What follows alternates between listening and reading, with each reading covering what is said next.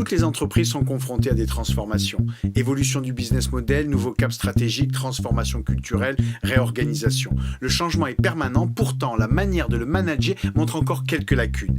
La difficulté réside souvent dans le fait que les émotions ne sont pas assez prises en compte.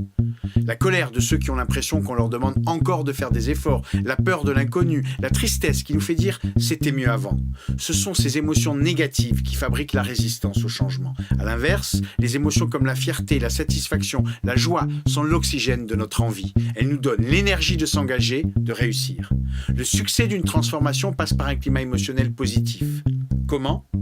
D'abord, le projet qui ne peut pas être la réponse à une menace extérieure, mais la volonté de relever un défi stimulant.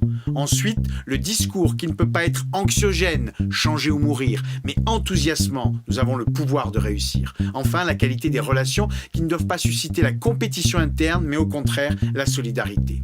Finalement, une transformation, c'est comme un long tunnel noir et froid. Vous avez deux manières d'y faire entrer vos équipes.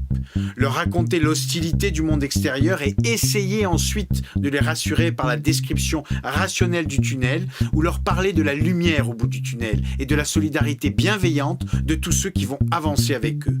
Je suis convaincu que le sens du projet, le discours enthousiasmant et la qualité des relations sont des puissants leviers pour passer du « nous devons changer » à « nous voulons changer ».